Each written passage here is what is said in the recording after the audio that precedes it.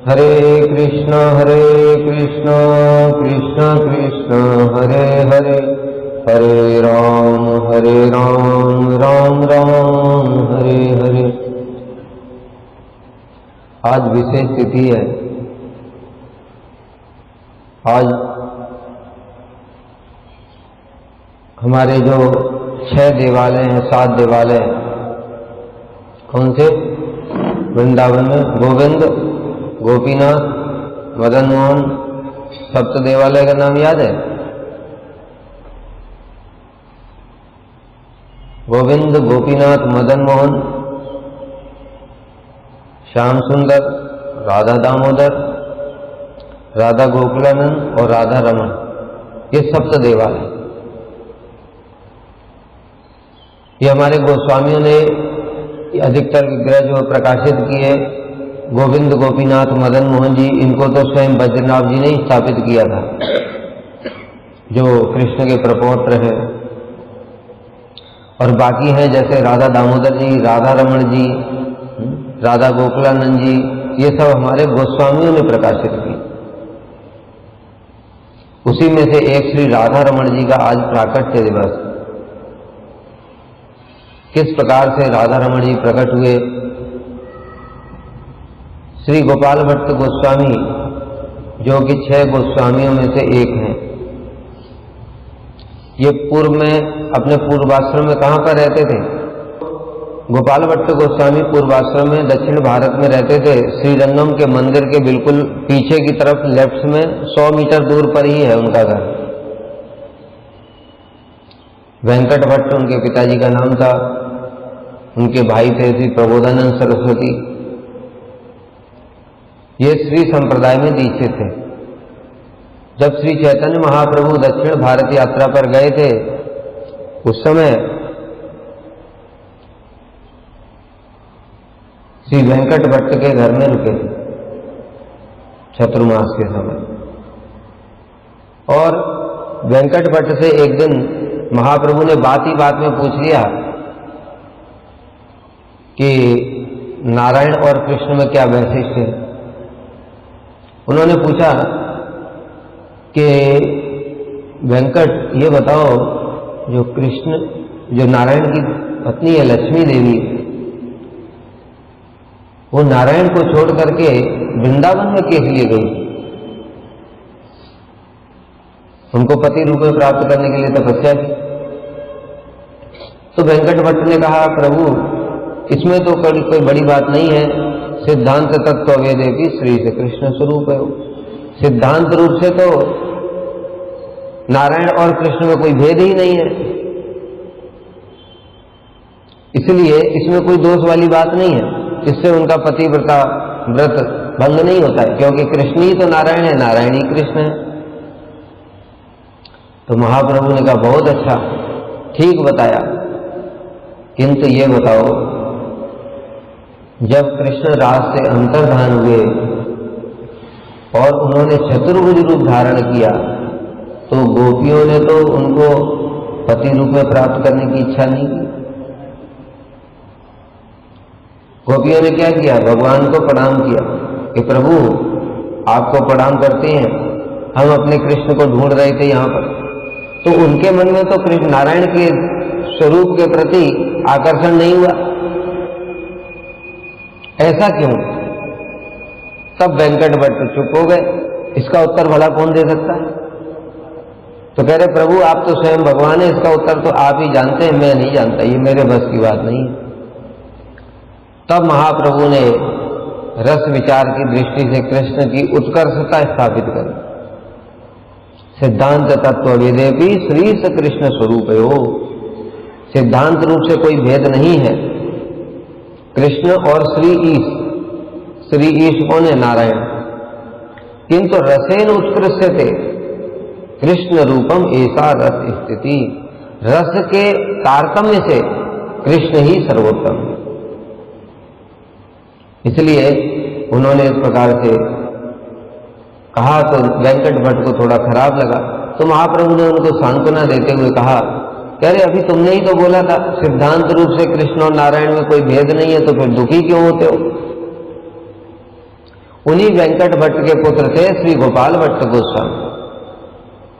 जब गोपाल भट्ट गोस्वामी छोटे ही थे, महाप्रभु इनके घर में रहते थे, उस समय महाप्रभु की चरण सेवा करते थे, महाप्रभु का उच्चिष्ट प्राप्त करते थे, इसलिए परम सौभाग्य था। फिर जब थोड़े बड़े हो गए, श्री प्रबोधानंद सरस्वती से ही इन्होंने दीक्षा ग्रहण की। इनके जो चाचा जी प्रबोधानंद सरस्वती, और प्रबोधानंद सरस्वती कोई साधारण नहीं है। कौन है वो? चंद्रशेखर वो प्रबोधानंद सरस्वती कौन है?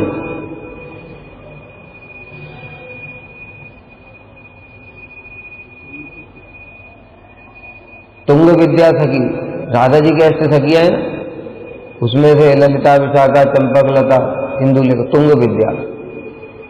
तो प्रबोधानंद सरस्वती तुंग विद्या सखी, उनके ग्रंथ पढ़ो, आनंद, पूरा आनंद आ जाएगा।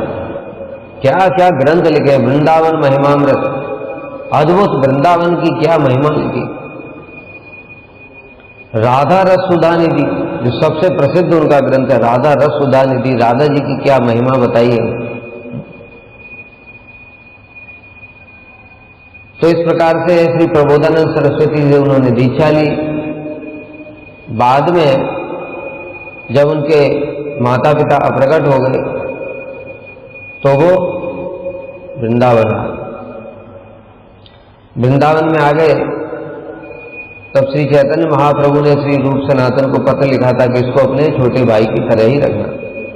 तो गोपाल भट्ट गोस्वामी को रूप सनातन अपने छोटे भाई के समान ही प्रेम करते थे, वृंदावन में रहकर ही भजन करते थे।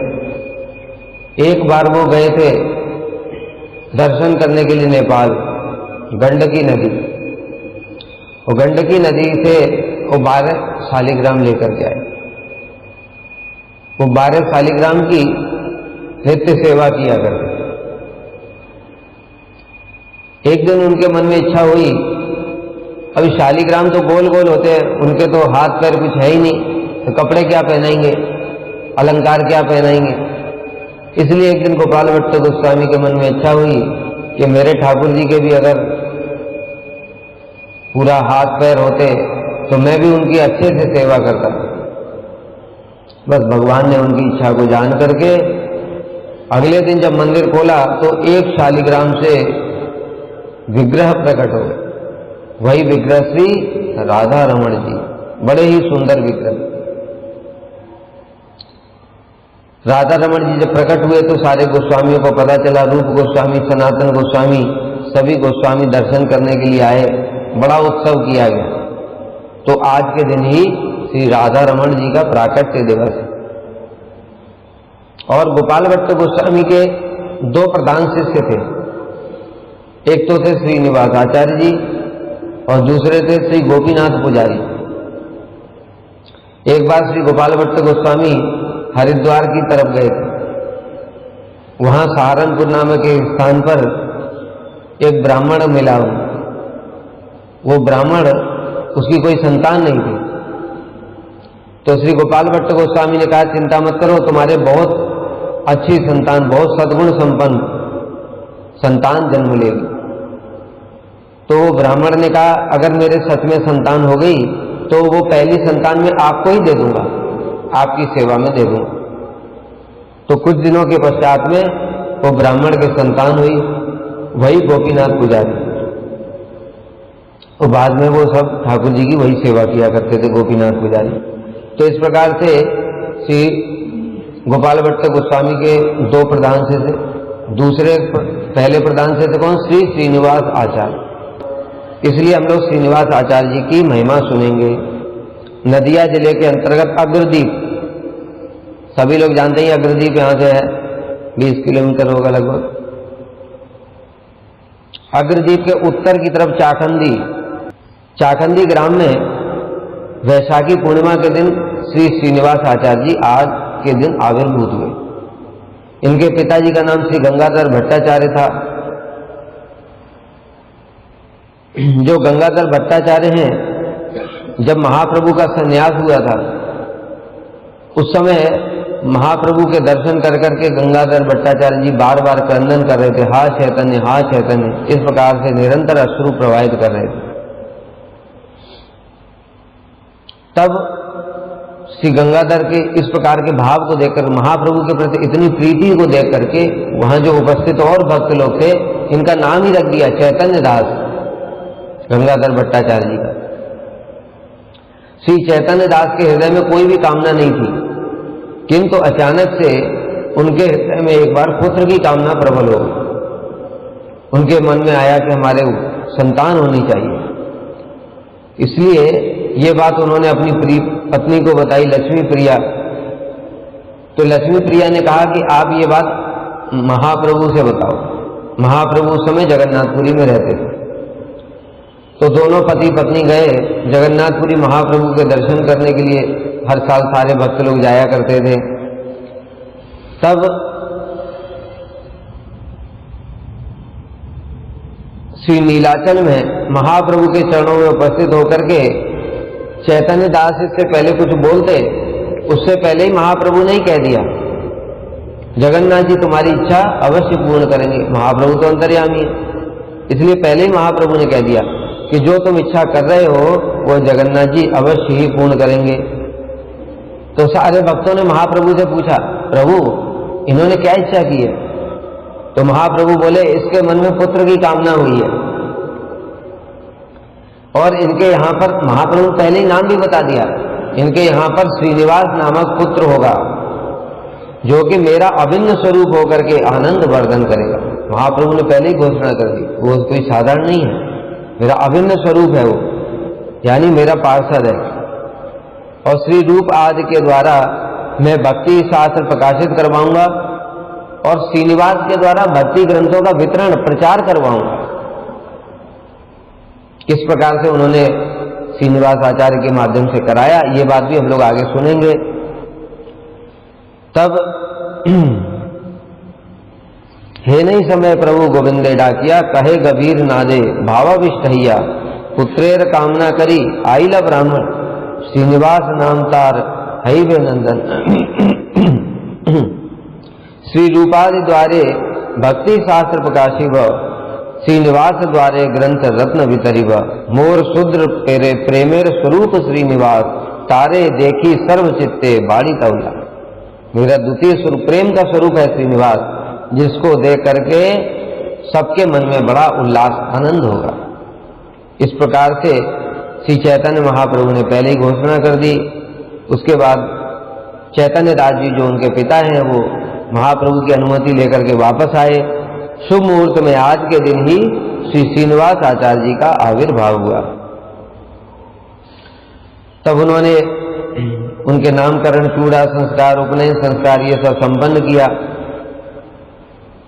श्री गौर पार्षद गोविंद घोष और श्री खंडवासी श्री नरहरि सरकार ठाकुर और रघुनंदन ठाकुर जी की कृपा विशेष रूप से श्रीनिवास आचार्य जी को प्राप्त हुई। श्रीखंड है ना, श्रीखंड जो अग्रदीप है वो तो यही है, और श्रीखंड तो आगे है कटवा के और आगे 10-12 किलोमीटर। तो इनको वहां से कैसे कृपा प्राप्त हुई श्रीनिवास आचार्य को? इसका कारण है कि बाद में श्री श्रीनिवास आचार्य जी श्रीखंड के पास ही एक स्थान जो है याजी ग्राम, वहां पर रहने लगे। तो वो पास में ही है, इसलिए वहीं से श्रीनिवास आचार्य जी को श्री नरहरि सरकार ठाकुर, क्योंकि नरहरि सरकार ठाकुर श्रीखंड में रहते, इनकी बड़ी महिमा है। नरहरि सरकार ठाकुर की महिमा पता है ना? एक बार श्री चैतन्य महाप्रभु और श्री नित्यानंद प्रभु श्रीखंड आए थे। उस समय उनके मन में इच्छा हुई मधुपान करने की। तो नरहरि सरकार ठाकुर के घर के पीछे ही एक तालाब था। वो तालाब के पानी को ही उन्होंने अपनी शक्ति के प्रभाव से मधु में परिवर्तित कर दिया, इसलिए उसका नाम ही है मधु पुष्करिणी। तो वो जो मधु पुष्करिणी है उससे मधु लेकर के महाप्रभु और श्री नित्यानंद प्रभु को पान कराया था श्री नरहरि सरकार ठाकुर। और रघुनंदन ठाकुर की, इनकी तो बड़ी महिमा है। इनकी क्या महिमा है? किसके पुत्र हैं ये?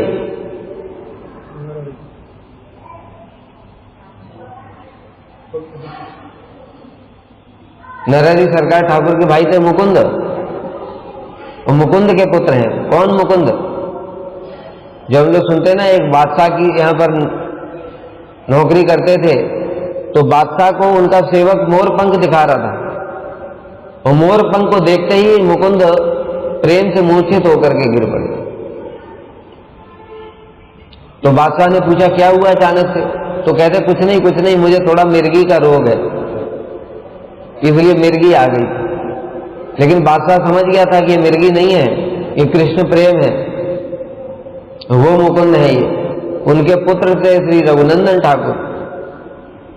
एक बार श्री मुकुंद किसी कार्य से बाहर गए थे, मुकुंद को बोल करके गए तुम ठाकुर जी को भोग लगा देना। तो मुकुंद रघुनंदन ने जब भोग लगाया, तो भोग लगाया, ठाकुर जी स्वयं प्रकट होकर के लड्डू खा गए। ऐसे करके जब मुकुंद वापस लौटे, तो उनकी पत्नी ने बताया कि ये तो गोपाल जी को भोग लगाए, गोपाल जी लड्डू खा गए। तो मुकुंद ने कहा अच्छा, वो तो प्रेम में आविष्ट हो गए कि आज तक हमने इतने दिन तक भोग लगाया, कभी ठाकुर जी ने साक्षात प्रकट होकर के खाया नहीं, और इन्होंने भोग लगाया तो खा लिया। उन्होंने तो पुत्र को प्रेम से गले लगा लिया, आलिंगन कर लिया। और अगले दिन भी उन्होंने सोचा कि आज मैं स्वयं देखूंगा ठाकुर जी कैसे खाते हैं।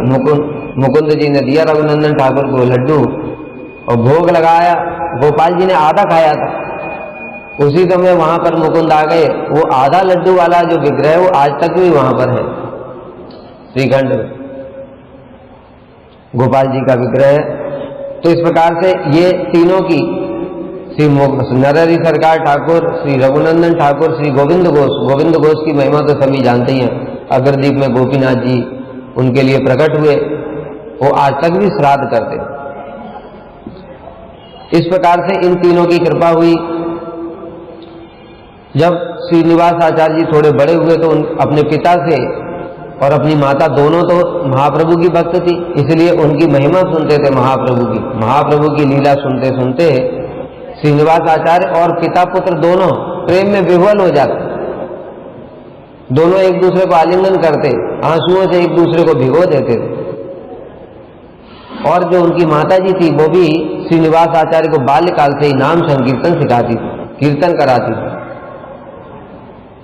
श्रीनिवास आचार्य जी ने फिर थोड़े बड़े हुए तो धनंजय वाचस्पति से व्याकरण, काव्य, अलंकार ये सब शास्त्र अध्ययन किए। कुछ दिनों के पश्चात में इनके पिताजी का स्वर्गवास हो गया, पितृवियोग हो गया। कहां पर रहते थे? अगरदीप के पास में चाखंडी। जब उनके पिताजी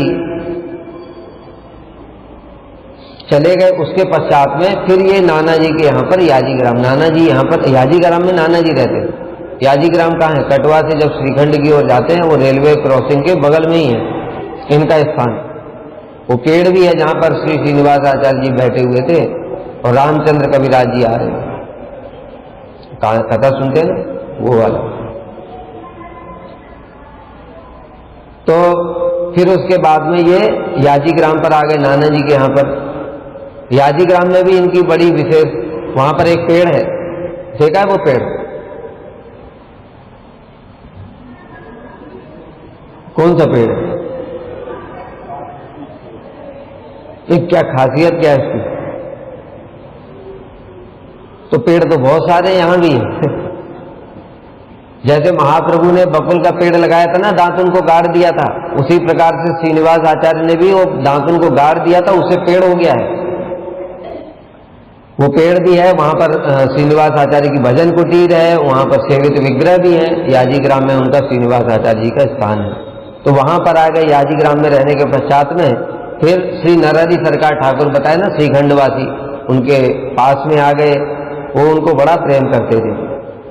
नरहरि सरकार ठाकुर जी से उन्होंने सुना कि महाप्रभु अब शीघ्र ही अपनी लीला को संवरण करेंगे। तो नरहरि सरकार ठाकुर महाप्रभु के पास है, इसलिए वो जानते हैं। उन्होंने जब सुना कि श्री चैतन्य महाप्रभु शीघ्र ही लीला को संवरण करेंगे, तो श्रीनिवास आचार्य जी और धैर्य धारण नहीं कर पाए। इनकी एक और भी कथा आती है। जब ये छोटे ही थे तो श्री अभिराम ठाकुर, वो श्रीधाम है, महाबलशाली थे। 100 लोग मिलकर के जो लकड़ी के लट्ठे को उठाते थे, वो ऐसे उठा करके और उसे बंसी की तरह ऐसे धारण कर लेते थे। उनके पास में एक चाबुक था, चाबुक, उसका नाम था जयमंगल। वो जयमंगल चाबुक बड़ा अद्भुत था। उसको जिसको स्पर्श कर देते थे उसको प्रेम के वो आविष्ट हो जाता था। रोमांचकम बसरु पुलक ये सब। एक बार उन्होंने श्री श्रीनिवास आचार्य प्रभु को उसे चाबुक से मार दिया। वो मारते ही तो वो प्रेम में आविष्ट हो गए। छोटे छोटे बालक थे, छोटे से बालक थे, प्रेम में भूमि पर लोटपोट होने लगे। और अभिराम ठाकुर भी प्रेम में और आविष्ट हो गए। उन्होंने 2-3 बार और मार दिया। अब तो श्रीनिवास आचार्य जी धैर्य धारण नहीं कर पाए, छोटे से बालक थे। तो उनकी पत्नी आई, फिर उन्होंने कहा ये तो बालक है, इतना धारण नहीं कर पाएगा, इसको आप बार बार क्यों कर रहे हैं? तो अब उन्होंने जाकर के रोका। तो इस प्रकार से श्रीनिवास आचार्य जी को अभिराम ठाकुर की भी कृपा प्राप्त हुई। तो जब उन्होंने श्रीखंड में जाकर के नरेंद्र सरकार ठाकुर से सुना कि महाप्रभु अप्रकट लीला करने वाले हैं, तो अत्यंत व्याकुल हो गए और माता जी से आज्ञा लेकर के सीधे श्री नीलाचल की ओर चल दिए। किंतु मार्ग में ही पता चला कि श्री चैतन्य महाप्रभु तो अप्रकट हो गए। जब इस प्रकार से उनको सुना तो उसी समय सुनते ही मूर्छित होकर के गिर पड़े। तो ये प्रेम है। जैसे ही सुना महाप्रभु अप्रकट हो गए, मूर्छित होकर के गिर पड़े। हम लोगों को बताते ना, पहले भगवान से प्रेम नहीं होगा, पहले वैष्णवों से प्रेम होगा। वैष्णव आ रहे हैं, जा रहे हैं, क्या कर रहे हैं कोई मतलब नहीं, सब अपनी अपनी दुनिया में, उनके आने जाने से कोई फर्क नहीं पड़ता। उन्होंने प्रसाद पाया नहीं पाया कोई मतलब नहीं। अरे भाई, तुमको तुम्हारे में जो साथ में रहते हैं, जब तुमको उनसे ही कोई मतलब नहीं है तो कृष्ण तो साथ में रहते ही नहीं है, दिखते भी नहीं है, कुछ कर रहे हैं नहीं कर रहे हैं, सुना है खाली, देखा तो किसी ने भी नहीं है। तो उनसे प्रीति कैसे हो जाएगी? इसलिए अपने आप को देखना चाहिए, मेरी वैष्णवों से प्रीति बढ़ रही है कि नहीं बढ़ रही। वैष्णवों से प्रीति नहीं बढ़ रही है मतलब भजन नहीं हो रहा है। ये हम नहीं कह रहे, इसलिए प्रभुपाद कह रहे, जिसकी वैष्णवों में जितनी अधिक प्रीति है उसकी सेवा उतनी ही उत्तम है। इसलिए जब मूर्छा उनकी भंग हुई, मूर्छा भंग होने पर उन्होंने सोचा कि मैं प्राण ही त्याग दूंगा, तब महाप्रभु जी ने स्वप्न दिया इनको, और स्वप्न देकर के महाप्रभु ने कहा तुम यहां से नीलाचल चले जाओ। नीलाचल में इन्होंने जगन्नाथ बलदेव सुभद्रा जी के दर्शन किए और महाप्रभु के पार्षदों से भी मिले, विशेष रूप से श्री गदाधर पंडित गोस्वामी जो स्वयं श्री राधा रानी, उनके दर्शन किए और श्री गदाधर पंडित ने इनको बड़ी कृपा की, इनको श्रीमद् भागवत श्रवण कराया। श्री गदाधर पंडित गोस्वामी बताया श्रीमती राधा रानी है, स्वयं महाप्रभु उनसे भागवत सुनने के लिए जाते थे। श्रीनिवास आचार्य जी का क्या सौभाग्य कि स्वयं श्री गदाधर पंडित गोस्वामी ने उनको भागवत सुनाई। इसके पश्चात में उन्होंने आज्ञा दी कि तुम गौड़ देश में वापस चले जाओ। जब गौड़ देश की ओर वापस आ रहे थे उस समय उन्होंने सुना श्री नित्यानंद प्रभु और श्री अद्वैताचार्य जी भी अप्रकट हो गए। अब ये सुना तो फिर उससे प्रेम से विरह से व्याकुल हो गए, फिर मूर्छित हो गए, फिर उन्होंने संकल्प कर लिया मैं प्राण त्याग दूंगा। तब फिर श्री नित्यानंद प्रभु और श्री अद्वैताचार्य ने स्वप्न दिया इन्हें और सांत्वना प्रदान की कि प्राण मत त्यागो। तब ये नवद्वीप पहुंचे। नवद्वीप में पहुंच करके बड़े व्याकुल हो गए। महाप्रभु के जो आविर्भाव स्थली है उस पर पहुंच करके श्रीनिवास आचार्य जी बड़े व्याकुल हो गए। इनकी व्याकुलता को देख करके श्री बंसी बदनानंद ठाकुर जी ने श्री विष्णु प्रिया देवी से दर्शन देने के लिए प्रार्थना की। वंशी बदनानंद जी सेवा करते थे श्री विष्णु प्रिया देवी की, और सची माता भी अप्रकट हो गई थी तब तक। इसलिए श्री वंशी बदनानंद ठाकुर ने श्री विष्णु प्रिया देवी से प्रार्थना की कि श्रीनिवास दर्शन करने के लिए आया है, बड़ा व्याकुल है विरह, इसलिए आप कृपा करके इनको दर्शन प्रदान करो। श्री विष्णु प्रिया देवी तो किसी को दर्शन देती ही नहीं थी। उनका वैराग्य सुना ना, क्या अद्भुत उन्होंने वैराग्य करके दिखाया, कैसा भजन साधन। प्रतिदिन एक बार हरे कृष्ण महामंत्र जप किया, एक चावल को रख दिया, फिर दूसरी बार ऐसे, जितनी बार हरे कृष्ण महामंत्र जप करेंगे उतने चावल को इकट्ठा कर लिया, और उसके बाद में वही चावल से रंधन करेंगे, ठाकुर जी को भोग लगाएंगे, उसके बाद में सची माता पाएंगी, और जो बच जाता था उसको फिर वो विष्णु प्रिया देवी ग्रहण करती। इस प्रकार से उनका भजन और वैराग्य था। फिर श्री विष्णु प्रिया देवी ने इनको दर्शन दिया और कृपा की। उनकी गौर भजन की निष्ठा लेकर किसकी? श्री विष्णु प्रिया देवी की। श्रीनिवास आचार्य जी भी विस्मित हो गए। तो वहां पर श्री श्रीनिवास आचार्य जी को स्वप्न में सची माता के भी दर्शन हुए। तत्पश्चात वैष्णव कृपा प्राप्त करने के लिए श्री श्रीनिवास आचार्य जी नवदीप, शांतिपुर, खड़दा, खानाकुल, कृष्णगढ़, श्रीखंड सारे गौड़ मंडल में उन्होंने भ्रमण किया, क्योंकि महाप्रभु के पार्षद अलग अलग स्थानों पर रहते थे। इसलिए उन सभी की कृपा प्राप्त करने के लिए श्री श्रीनिवास आचार्य जी ने सब जगह पर दर्शन करने के लिए गए।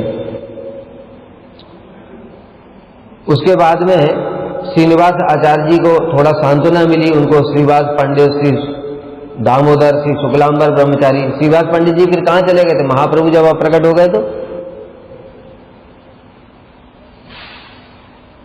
श्रीवास पंडित जी कहां रहते थे? मायापुर में उनका एक घर था।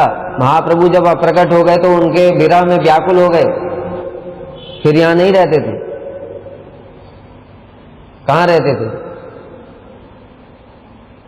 जो ईश्वरपुरी का गांव है, जो जहां पर श्री चैतन्य महाप्रभु जब गया से लौट करके आए थे, तो वहां से उन्होंने मिट्टी लिया था ना, ये मेरे गुरु जी के स्थान है, इस स्थान से मिट्टी लिया था।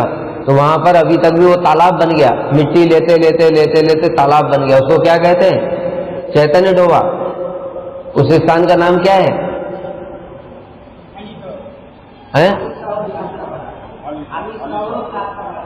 हाँ, उसी स्थान में उसी स्थान में श्रीवास पंडित जी का घर था। वहीं श्रीवास पंडित जी का भी घर था वहां। तो श्रीवास पंडित जी फिर यहां से वहीं चले गए। इस प्रकार से श्री दामोदर, श्री शुक्लांबर ब्रह्मचारी, श्री मुरारी, श्री गदाधर दास, श्री परमेश्वरी दास, जानवा ठकुरानी, वसुधा देवी, इन सबके दर्शन हुए। उसके बाद में श्री रघुनंदन ठाकुर, श्री नरहरि सरकार ठाकुर ने इनको वृंदावन जाने के लिए आदेश प्रदान किया। तो वृंदावन जब पहुंचे, धाम दर्शन करते करते वृंदावन पहुंचे। वृंदावन में आकर के सुना तो रूप गोस्वामी, सनातन गोस्वामी, काशीश्वर पंडित, रघुनाथ भट्ट गोस्वामी ये भी अप्रकट हो गए। जब ये अप्रकट हो गए, लेकिन उस समय तब भी रघुनाथ दास गोस्वामी, गोपाल भट्ट गोस्वामी, जीव गोस्वामी उस समय प्रकट थे।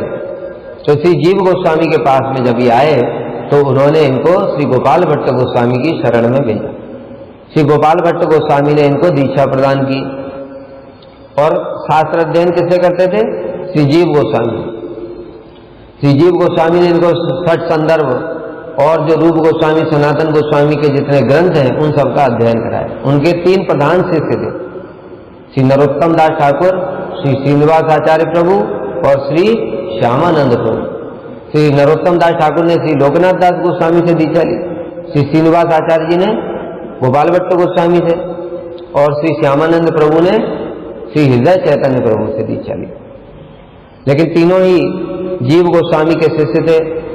तो जीव गोस्वामी ने इनको जब शिक्षा प्रदान की, उसके बाद में जीव गोस्वामी सुनते भी थे। क्या सीखा? जैसे हम लोग सुनते हैं, क्या सीखा?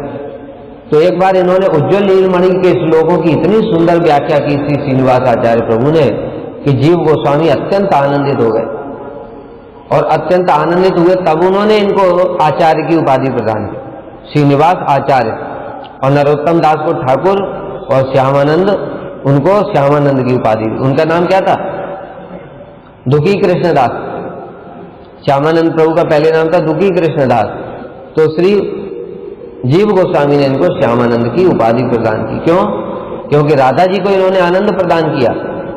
राधा जी का नूपुर जो उनको प्राप्त हुआ था, राधा जी ने इनको फिर विग्रह दिया था, इसलिए राधा जी को आनंद प्रदान करने वाले श्यामा आनंद, राधा जी को आनंद प्रदान करने वाले श्यामानंद।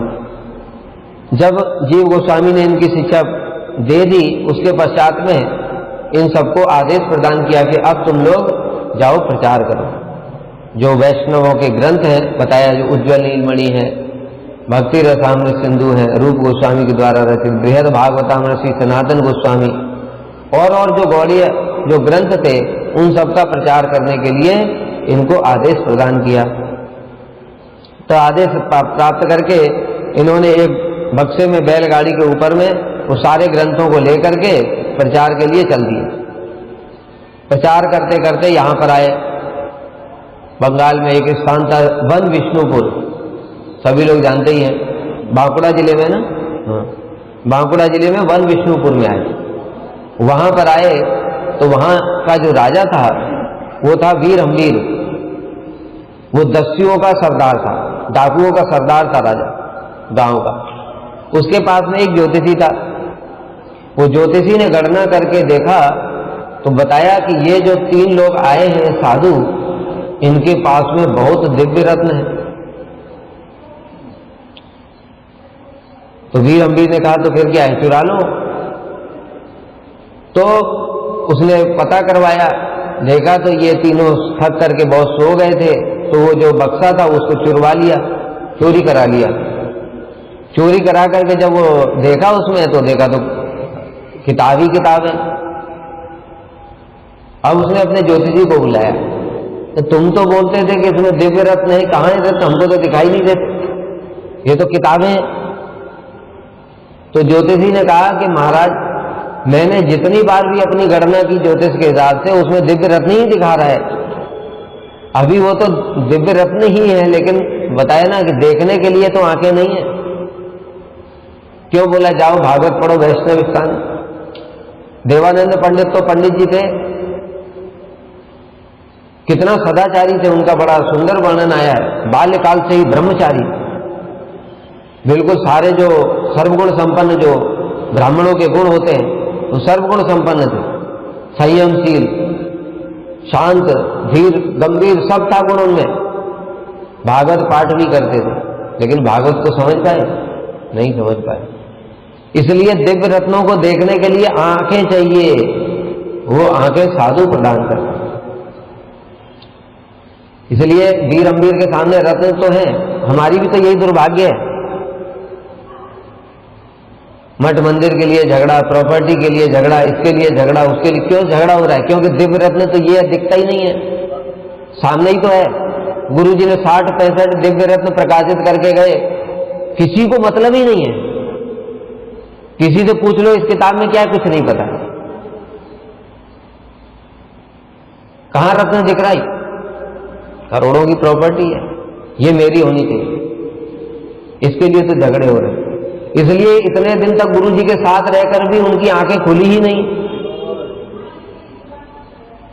इसलिए कहते संग साथ रहने से, पीछे पीछे घूमने से कुछ संग नहीं होता है। संग होता है तो गुरु जी के हृदय में जो था संपत्ति उसको तो ले लेते, तो आज तो इसकी तरफ नजर ही नहीं जाती, सब समय इसी में डूबे रहते, रत्नों में ही। क्या भाव था गुरु जी का, कोई भी कथा सुन लो, कैसा एकदम स्निग्ध चित्त है। सब समय जो मतलब बोलते बोलते गुरु जी कैसे आविष्ट हो जाते हैं, गोपियों की महिमा वर्णन करते करते कैसे आविष्ट हो जाते हैं उसमें, उस चित्त की उनकी पता चलता है कैसी चित्त वृत्ति थी, किसने ली है बताओ। जो बोलते भी हैं वो भी साफ पता चलता है बुद्धि से बोल रहे हैं, जो क्योंकि गुरु जी बोलते थे इसलिए बोलते हैं, गोपियों की महिमा भी इसलिए बोलते, वो चित्त अंदर से जो आता है वो एक अलग ही पता चल जाता है। बोलते बोलते पता ही नहीं चलता कि वो उसमें कब प्रवेश कर गया। हम बुद्धिपूर्वक वहां पे लेकर के आते हैं टॉपिक को कि हाँ अगर ये बोलना है तो वहां पर प्रसंग को ले आए और फिर बोल रहे हैं। जो पारखी लोग हैं वो तो उनको साफ दिख जाता है कि ये कैसे बोल रहा है, और गुरु जी जो बोलते हैं तो देखो जरा, सुनो, अपने आप ही पता चल जाता है। वो कभी बुद्धि नहीं लगाते, बोलते बोलते कब अनायासी वहां पहुंच गए और पता ही नहीं चलता है, श्रोता उसमें डूब जाते। ये तो संपत्ति, ये तो दिव्य रत्न था, किसने लिया? अब जिसने लिया होता तो वो चुपचाप लेकर के बैठा होता, आराम से उसी में डूबा रहता, आनंद में भजन करता, उसकी तो नजर कहीं दूसरी जगह जाती ही नहीं। इसलिए भाई संग करो, संग। यहां बैठने से भी संग नहीं होगा, कथा सुनने से भी संग नहीं होगा। ये जैसे सुना, सुनते ही कान में हृदय में धारण कर लो, नहीं यही करना है। कमरे में जाकर के सब समय उसका चिंतन करो, हरि नाम करते हुए उसका चिंतन करो, ये संग है। जब वो चीज प्राप्त नहीं होगी तो हृदय व्याकुल होने लगेगा। जैसा अभी हमारा संपत्ति के लिए छटपट छटपट कर रहे हैं ना, ऐसे फिर जब इसके लिए छटपट छटपट होगा तब ये संग कहा जाएगा। तो इसलिए दिव्य रत्न ज्योतिषी ने बोला, भाई मेरी क्या गलती है, मैं तो जितनी बार भी गणना करता हूं तो उस दिव्य रत्न ही दिखाता है। तो वीर अम्बीर ने कहा चलो कोई बात नहीं, बक्सा तो रख ही लो। तो बक्सा रख के बैठ गया। लेकिन जो गोस्वामी थे हमारे श्री श्यामानंद प्रभु, श्री श्रीनिवास आचार्य जी, श्री नरोत्तम ठाकुर, वो तो बड़े दुखी हो गए। मतलब उनके लिए तो प्राण देने जैसा ही कष्ट हो गया ना, क्योंकि उनके लिए तो वो दिव्य रत्न थे। भाई पहले तो प्रिंटिंग प्रेस होती नहीं थी कि 1000 कॉपी है, PDF दे दो, दोबारा छपवा लेंगे। एक पूरा हाथ से लिखना पड़ता था, वो मूल कॉपी थी जो जीव गोस्वामी ने दिया था, मूल कॉपी थी, हाथ से लिखना पड़ता था। अब दूसरी कॉपी बनाने के लिए पूरा फिर हाथ से लिखना पड़ेगा, और वो मूल कॉपी गायब हो गई। अभी क्या करेंगे? बड़ा दुख हुआ तीनों को, लेकिन फिर भी उन्होंने हृदय में धैर्य धारण किया। उसके बाद में श्री श्रीनिवास आचार्य प्रभु ने नरोत्तम दास ठाकुर से कहा कि आप खेतुरी चले जाओ, वहां प्रचार करो। श्यामानंद प्रभु को उड़ीसा भेज दिया, वहां प्रचार करो, और खुद कहा कि मैं ग्रंथ मिलने तक यहीं रहूंगा। इसलिए श्री श्रीनिवास आचार्य प्रभु वहीं पर रह गए। श्री नरोत्तम ठाकुर ने खेतुरी में, हम लोगों ने कल परसों सुनाई था, खेतुरी महोत्सव जो जानवा ठाकुरानी के गाइडेंस में हुआ था, श्रीनिवास आचार्य प्रभु ने उसमें भी महाभिषेक किया। और श्री श्यामानंद प्रभु ने भी कीर्तन के माध्यम से उड़ीसा में प्रचार किया। श्री श्रीनिवास आचार्य प्रभु का प्रचार का मुख्य माध्यम था भागवत। भागवत बड़े मधुर कंठ से भागवत पाठ करते थे, और भागवत भी कैसी बताए ना, गोस्वामियों की टीकाओं के साथ में। देखो कितना सुंदर सुंदर भागवत की टीका लिखी है दशम स्कंद की, श्री सनातन गोस्वामी ने। उन टीकाओं के साथ में पाठ करते थे। तब वो वहीं पर रह गए। उनको पता चला कि ये जो पेटी चोरी करवाई है, बक्सा, ये यहाँ के राजा का ही काम है, इसलिए यहीं पर वो ग्रंथ मिल सकते हैं। जब इस प्रकार से उनको पता चला तो उन्होंने प्राण त्याग करने का संकल्प त्याग दिया। नहीं तो तीनों ने सोच लिया था हम प्राण ही त्याग कर देंगे, गोस्वामियों के ग्रंथ ही तो रत्न थे। देखो ये ऐसी आसक्ति होनी चाहिए हमारी ग्रंथों के प्रति। अगर ऐसी आसक्ति हो जाए ना तो फिर तो कुछ भी जरूरत ही नहीं है। कहीं भी वो तो झोपड़ी में बैठकर भी उसी ग्रंथों को लेकर के आनंद में डूबा रहेगा। जैसे कौन थे जो खोला बेचा श्रीधर जी, सब समय अपनी झोपड़ी, टूटी झोपड़ी, ऊपर से पानी टपक रहा है, आराम से मस्त रहते थे, हरि नाम करते हुए पूरा। इसके बाद में श्रीनिवास आचार्य जी को जब पता चला तो उन्होंने और पता किया कि ये राजा को क्या प्रिय है। तो पता चला कि ये राजा भागवत सुनता है, इसको भागवत सुनने का बड़ा शौक है। तो श्री श्रीनिवास आचार्य जी ने एक ब्राह्मण के माध्यम से उसको बात पहुंचाई कि यहाँ पर एक साधु आए हैं, वो बड़ा सुंदर भागवत कथा करते हैं। तो फिर उसने उनको बुलाया श्रीनिवास आचार्य प्रभु को। श्रीनिवास आचार्य प्रभु ने जब उसको भागवत सुनाई, क्योंकि बताए ना वैष्णवों की, हमारे जो गौड़ी संप्रदाय का जो भागवत का टीका, क्या अद्भुत विचार है। श्रील विश्वनाथ चक्रवर्ती ठाकुर की टीका पढ़ो, हृदय गदगद हो जाता है। उसको पढ़ने के बाद बताए ना, जैसा लगता है कि इस जगत में किसी और चीज की जरूरत ही क्या है, नित्यम भागवत सेवया, इसी में डूबे रहो, और किसी चीज की जरूरत ही क्या है। तो श्रीनिवास आचार्य प्रभु ने फिर उनकी भागवत की व्याख्या करी। उनकी व्याख्या सुनकर के राजा मोहित हो गया और प्रतिदिन उनको बुला करके भागवत सुनने लगा। तब एक दिन श्री श्रीनिवास आचार्य प्रभु ने जब उसको अकेले देखा तो उसको बुला करके कहा कि हम यहां पर ग्रंथ लेकर के आए थे और वो हमारे ग्रंथ चोरी हो गए, आप हम उनको ढूंढवाने में हमारी सहायता करें। तो वो राजा ने बोला, क्षमा मांगी कि वो ग्रंथ तो मैंने ही चोरी करे हैं, और वो पेटी ला करके दे दी। और वो जो वीर अम्बीर था वो श्रीनिवास आचार्य प्रभु को ही शरणागत हो गया, उनका शिष्य बन गया।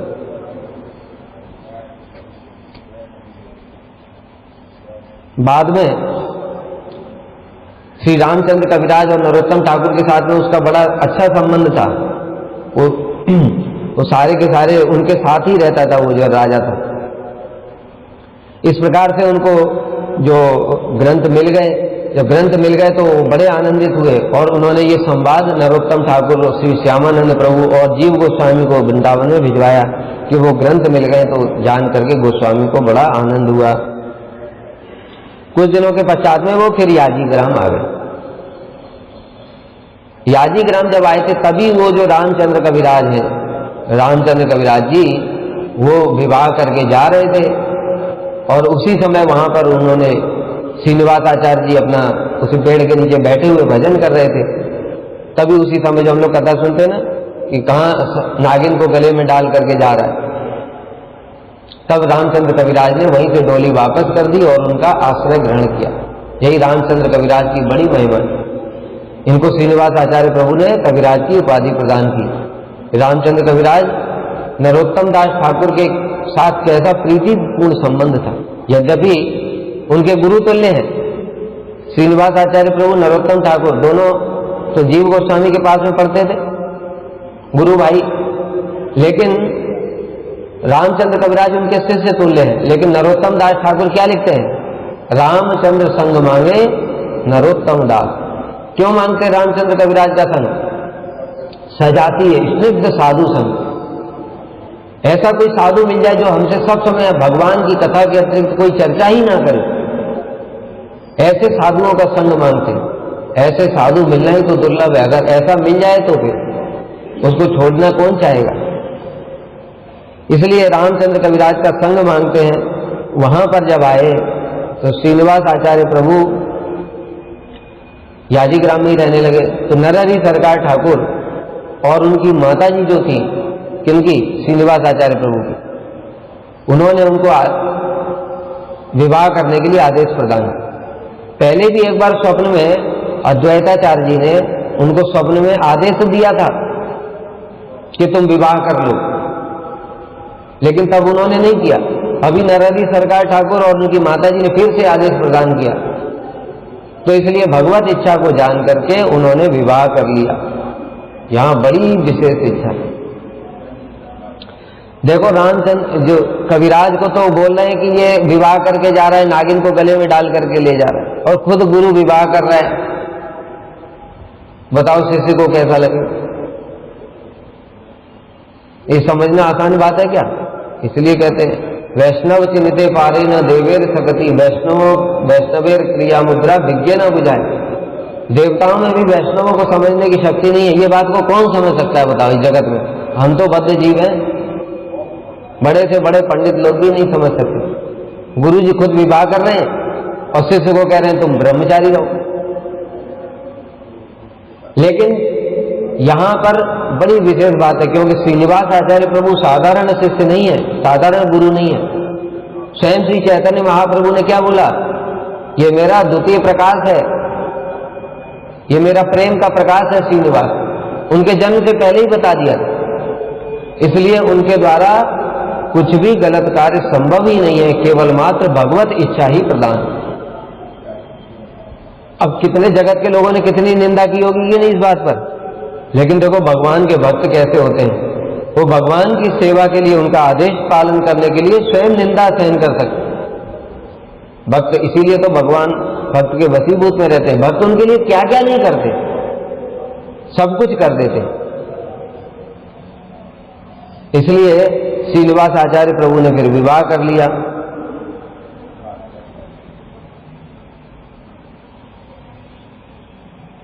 इसके पश्चात में जो श्रीनिवास आचार्य जी हैं, उन्होंने फिर गोस्वामी के ग्रंथ अपने शिष्यों को पढ़ाए भी, अध्यापन का कार्य किया। उनके प्रधान शिष्य थे खंडवासी श्री चिरंजीव से इनके पुत्र श्री रामचंद्र कविराज, और बाद में उनके रामचंद्र कविराज के भाई थे गोविंद कविराज। वो भी पहले देवी के उपासक थे। वो देवी के उपासक थे। एक बार बहुत अधिक अस्वस्थ हो गए, किसी प्रकार से भी स्वस्थ नहीं हो रहे थे। तब श्री नरोत्तम दास ठाकुर की कृपा से उनको श्री श्रीनिवास आचार्य जी का शरणामृत इत्यादि दिया गया, तो वो स्वस्थ हो गए। तो नरोत्तम दास ठाकुर से दीक्षा लेना चाहते थे। रामचंद्र कविराज ने कहा कि आप इनको दीक्षा दो। तब नरोत्तम दास ठाकुर ने कहा कि आपके गुरुजी जो है श्रीनिवास आचार्य, उनसे दीक्षा दिलाओ। देखो कितनी शिक्षाएं हमारे गुरुवर्गों ने प्रदान की हैं। आजकल शिष्यों के लिए मारा मारी, खींचा तानी, लड़ाई झगड़ा। किसी से हरिनाम ले लिया तो दूसरा जबरदस्ती मंत्र दे देता है, दोनों भी ले लिया तो भी दोबारा दे देंगे। क्या क्या हो रहा है, सब जगह कली का प्रवेश हो गया। लेकिन ये देखो कितना आदर्श दिखाया उन्होंने, हमारे गुरुजी ने देखो कैसा आदर्श दिखाया। श्रील वामन गोस्वामी महाराज जी बार बार कहते थे आप दीक्षा क्यों नहीं देते, फिर भी उन्होंने दिया नहीं। अपना मर्यादाओं का कितना पालन किया। मथुरा में तो कितने सारे लोग हैं, एक नहीं कितने सारे लोग हैं जो कहते थे गुरुजी से आपके अलावा किसी दूसरे से दीक्षा ही नहीं लेंगे। तब गुरुजी वहां पर रहते थे, गुरुजी शिक्षा प्रदान करते थे, प्रचार करते थे। श्रील वामन गोस्वामी महाराज जी तो बंगाल, आसाम इधर प्रचार करते थे, उनसे मिले ही नहीं। तो कहते थे हम आपके अतिरिक्त और किसी से दीक्षा नहीं लेंगे। गुरुजी ने कैसा आदर्श स्थापित किया। गुरुजी ने क्या बोला कि तुम्हें मेरे ऊपर विश्वास है ना, कहते हाँ आपके ऊपर पूरा विश्वास है। तो मेरे ऊपर अगर विश्वास है तो मैं तुमको जिनके चरणों में सौंप रहा हूं वो मुझसे भी श्रेष्ठ है। कोई बोलेगा ऐसा? आजकल सब में क्या कंपटीशन चल रहा है, मैं श्रेष्ठ हूं उनसे, सब एक दूसरे से कंपटीशन कर रहे हैं, मैं श्रेष्ठ हूं, मैं श्रेष्ठ हूं। और गुरुजी जो लोग उनको मतलब श्रील वामन गोस्वामी महाराज जी को तो जानते भी नहीं थे, वो मथुरा वाले क्या जानते।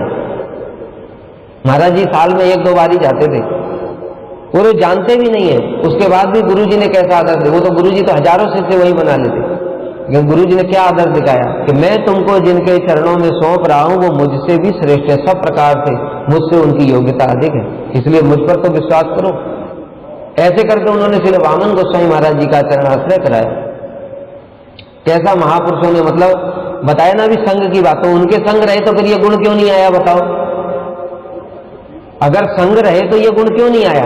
इसका मतलब संग नहीं रहे, खाली साथ में घूमते रहे, सारी दुनिया में साथ में घूमते रहे और अभिमान हो गया कि हमने संग किया। अगर संग किया होता तो ये गुण जरूर आता, ऐसा कभी संभव नहीं है। सारे शास्त्र फिर तो झूठे हो जाएंगे, सारे महापुरुषों की वाणी झूठी हो जाएगी। संग का यही मतलब है, दीक्षा काले शिष्य करे आत्मसमर्पण, सही काले कृष्ण कार्य करे आत्मसम।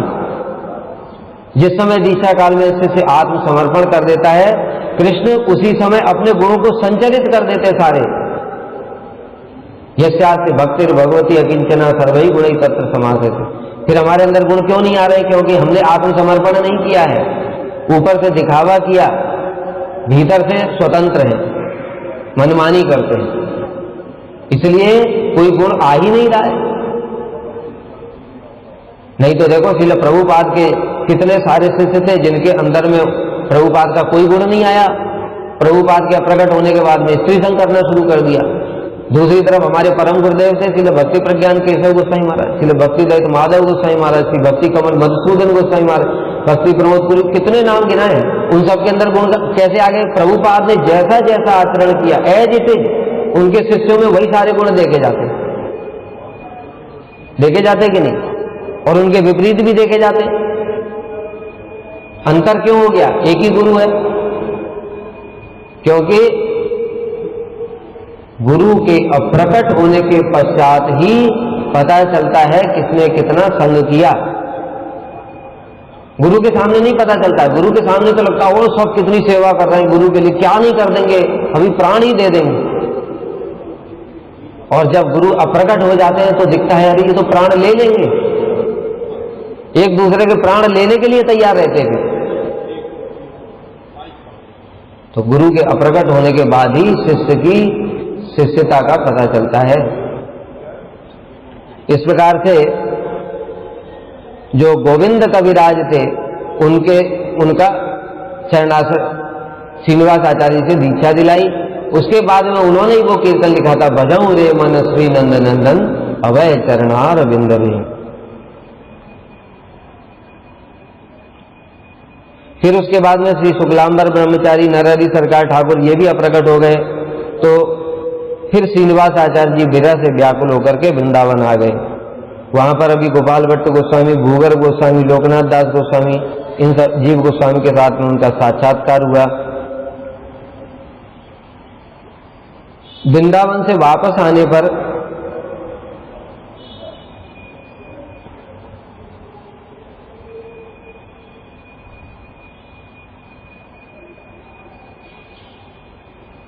वृंदावन से जब ये वापस आए थे तब वो खेतुरी का महोत्सव हुआ था, जिसमें के श्री श्रीनिवास आचार्य जी ने विग्रहों का महाभिषेक और पूजा की थी।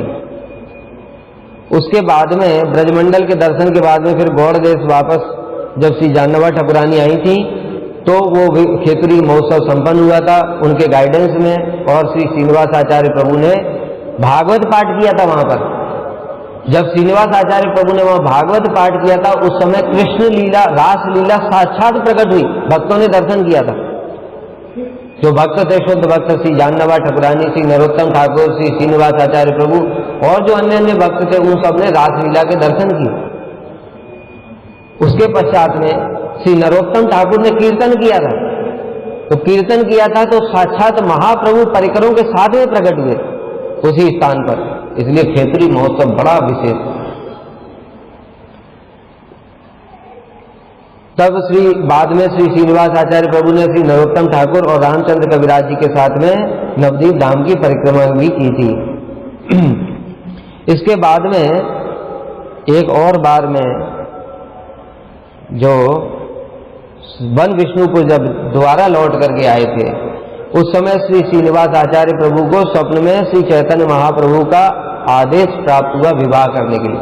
दो विवाह, महाप्रभु के आदेश से पुनः उन्होंने दोबारा विवाह किया। तो इस प्रकार से बताया कि महाप्रभु के भक्तों की चरित्र समझना बड़ा मुश्किल काम है। इसमें बता भी रहे, शुद्ध भक्त में भक्त और भगवान की इच्छा की पूर्ति को छोड़ करके अन्य कोई भी उद्देश्य नहीं होता। वो उनकी इच्छा पूर्ण करने के लिए सब कुछ भी कर सकते हैं। इस प्रकार से श्री श्रीनिवास आचार्य प्रभु का चरित्र है। बोलो श्री श्रीनिवास आचार्य प्रभु की जय, श्री राधा रमण जीव की जय, तदीशु प्राकट्य तिथि की जय, श्री गोपाल भट्ट गोस्वामी की जय, श्री षड गोस्वामी की जय, सपार्षद सचिनंदन गौर हरि की जय, गौर प्रेमानंदे।